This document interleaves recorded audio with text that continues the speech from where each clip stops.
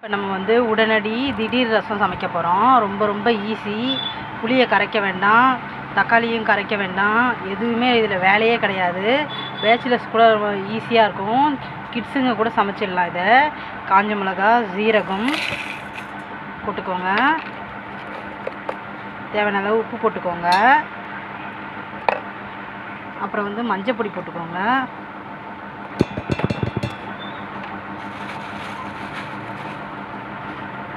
மிளகு போட்டிருக்கோம். மிளகு, ஜீரகம், மிளகா, உப்பு, மஞ்சத்தூள் போட்டிருக்கோம்.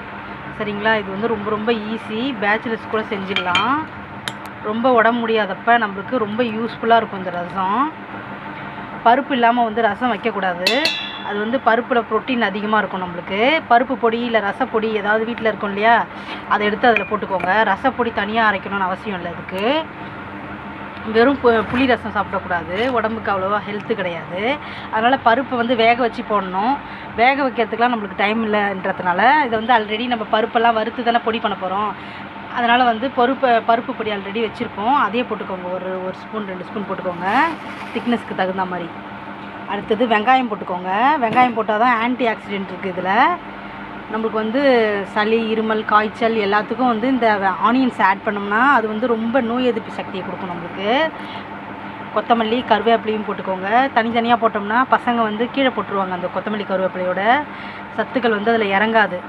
ஸோ நம்ம போடுற எதுவுமே வேஸ்ட் ஆகக்கூடாது. எல்லாத்தையும் வந்து கிரைண்ட் பண்ணிவிடுங்க. ஒரு 4 தக்காளி பழத்தை வந்து கட் பண்ணி இதில் போட்டுக்கோங்க. 2 வெங்காயமும் 4 தக்காளியும் போட்டிருக்கோம் இதில்.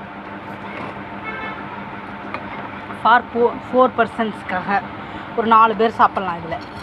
இதில் வந்து புளியை கரைச்சி வச்சுருக்கோம். புளியை கரைக்கலை, தண்ணி ஊற்றி வச்சுருக்கோம் இல்லையா.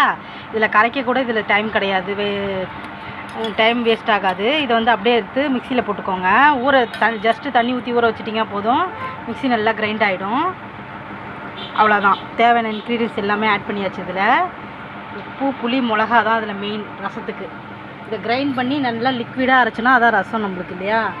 ஸோ அடுத்தது வந்து முக்கியமானது வந்து பூண்டு ஒரு கட்டியை வந்து இதில் பிரித்து தனித்தனியாக போட்டுக்கோங்க. இப்போ இதை வந்து கிரைண்ட் பண்ணிவிட்டு தாளிக்க வேண்டியது தான். ரொம்ப ரொம்ப ரொம்ப ஈஸியான ஒரு ரசம். நம்மளுக்கு உடம்பு முடியாதப்ப இது ரொம்ப யூஸ்ஃபுல்லாக இருக்கும் இந்த ரசம். டக்குன்னு செஞ்சிடலாம் இதை. இப்போ ஊருக்கெலாம் போயிட்டு வரோம்னா சமைச்சி சாப்பாடு வச்சுட்டோம்னா குக்கரில் 2 விசில் வந்துச்சுன்னா இந்த ரசம் ஒரு கிரைண்ட் பண்ணி அப்படியே தாளிக்க வேண்டியது தான். அவ்வளோ ஈஸியான ஒரு ரசம். இப்போ வந்து நம்ம இப்போ பொறுமையாக 1/2 மணி நேரம் 1 மணி நேரம் நம்ம சமைக்கிற ரசத்தை வந்து இப்போ சட்டுன்னு ஒரு 5 மினிட்ஸில் சமைச்சிருக்கோம். இதுதான் இதனோட ஈஸி மெத்தடு. தனித்தனியாக புளியை கரைச்சி மறுபடியும் தக்காளியை கரைச்சி மறுபடியும் வந்து கொதிக்க வைப்பாங்க எல்லோரும். கொதிக்க வச்சு அதுக்கப்புறமா மறுபடியும் ஒரு தாளிப்பு கொடுத்து அதுக்கு ஒரு ரசப்பொடிலாம் அரைப்போம். அப்படிலாம் பண்ண வேண்டாம். இந்த ஜஸ்ட் எல்லாத்தையும் எடுத்து ஒன்று கூட்டி ரசம் இது ஒன்றா போட்டுட்டு ஜஸ்ட்டு தாளித்து விட போகிறோம். மேலே கிரைண்ட் பண்ணிவிட்டு பார்க்கலாம். கிரைண்ட் பண்ணிவிட்டு பார்த்தீங்களா எப்படி இருக்குன்ட்டு. இப்போ வந்து தண்ணி ஆட் பண்ணிக்க வேண்டியது தான். இப்போ 4 கிளாஸ் வேணும்னா 4 பேர் இருக்காங்கன்னா 4 கிளாஸ் ஊற்றிக்கோங்க. 2 பேர் இருக்காங்கன்னா 2 கிளாஸ் ஊற்றிக்கோங்க. இப்போ 10 பேர் இருக்காங்கன்னா அவங்களுக்கு தகுந்த மாதிரி இப்போ உப்பு, புளி, மிளகா, வெங்காயம் எல்லாமே வந்து ஆட் பண்ணியிருக்கணும். நம்ம அதுக்கு தகுந்த மாதிரி எத்தனை கிளாஸ் வேணுமோ அத்தனை கிளாஸ் கவுண்ட் பண்ணி சமைச்சோன்னா வந்து நம்மளுக்கு வேஸ்டேஜே இருக்காது இதில். இப்போ எண்ணெய் வச்சுருக்கோம் அடுப்பில். எண்ணெய் ஊற்றி தாளிக்க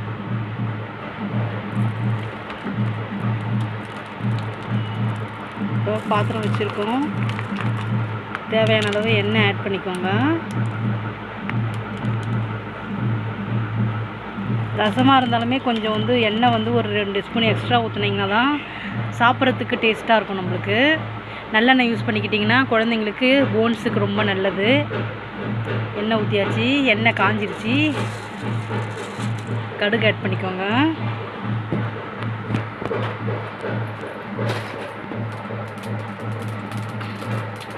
கருவேப்பிலை முழுசாக ஆட் பண்ணிக்கோங்க.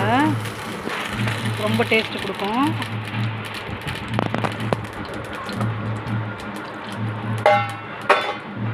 இப்போ நம்ம கரைச்சி வச்சுருக்கோம் இல்லையா அந்த பேஸ்ட்டு மிக்ஸி ஜாரில் அப்படியே ஊற்றிக்கோங்க.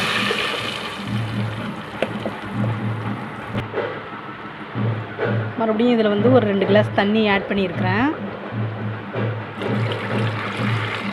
அவ்வளோதான், ரசம் வந்து ரெடி ஆகிடுச்சு. இப்போ கொதி வந்தால் இறக்கிட வேண்டியது தான். மீதி வேறு எந்த இன்க்ரீடியன்ஸும் இல்லை இதில். ரொம்ப ரொம்ப ரொம்ப டேஸ்ட்டாக இருக்கும்.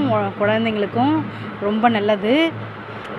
ரொம்ப டைம் எடுக்குதுன்னு நம்ம நினைக்காம சாம்பார் ரசம் மோருன்ட்டு தினைக்கும் நம்ம சாம்பார் வைக்கிற மாதிரி வச்சுட்டு இந்த ரசம் வந்து இந்த மிக்சியில் ஒரே ஒரு அரைச்சிட்டு ஒரு தாளிப்பு கொடுத்தா போதும். 2 ஸ்டெப்பு தான், 2 ஸ்டெப் ரசம் தான் இது. நீங்களும் செஞ்சு பாருங்கள். தினைக்கும் ரசம் சாப்பிட்டா ரொம்ப ஜீரணத்துக்கு நல்லது. குழந்தைங்களுக்கு நைட்டில் கூட பருப்பு சாதத்துக்கு பதிலாக இந்த ரசம் போட்டு அதில் கொஞ்சம் நெய் போட்டு கொடுத்தீங்கன்னா சாப்பிட்டுக்குவாங்க. நல்ல டைஜஷன்.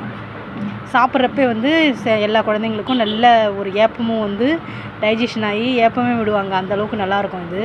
வயசானவங்களுக்கு ரொம்ப நல்லது இந்த ரசம். நீங்களும் செஞ்சு பாருங்கள். இப்போ ரசம் கொதித்து வந்ததும் எப்படி இருக்குன்னு பார்க்கலாம். ஸ்ரீ ஃபேமிலிக்கு லைக் ஷேர் அண்ட் கமெண்ட் பண்ணுங்கள். இதை மாதிரி வந்து ரொம்ப ஈஸியான மெத்தடில் எல்லாமே சமைக்கிறதுக்கு நம்ம பார்க்கலாம். பேச்சுலர்ஸு பிகினர்ஸு எல்லாமே ஒரு 10 வீடியோ பார்த்தீங்கனாலும் சமைக்கிறதை அப்படியே கற்றுக்கலாம். எந்த வீடியோஸ் எதுவும் வேணும்னாலும் நீங்கள் சொல்லுங்கள். அதேமாதிரி நம்ம செஞ்சு பார்க்கலாம். சாம்பார் ரசம் காரக்குழம்பு எல்லாமே ஈஸி மெத்தடில் பண்ணலாம். உங்களுக்கு வேணுன்றதை கமெண்ட் பண்ணுங்கள். ரசம் இப்போ வந்து கொதி வந்துருச்சு. கமகமன்னு ருசியான மணமான ஒரு ரசம் நம்மளுக்கு ரெடி ஆகிடுச்சு. சட்னி 5 மினிட்ஸில் ரொம்ப டேஸ்ட்டாக இருக்கும். ஒரு ரைஸ் மட்டும் வச்சுக்கிட்டிங்கன்னா ரசம் போட்டு சாப்பிட்டுக்கலாம். ஒரு ஸ்நாக்ஸோ ஒரு அப்பளமோ இருந்தால் போதும், அந்த டேவே முடிஞ்சிடலாம். சில பேர் 2-3 நாள் கூட வச்சு சாப்பிடுவாங்க. அவ்வளோ டேஸ்ட்டான ஒரு ரசம் இது. நீங்களும் செஞ்சு பாருங்கள். Like share and comment. Bye.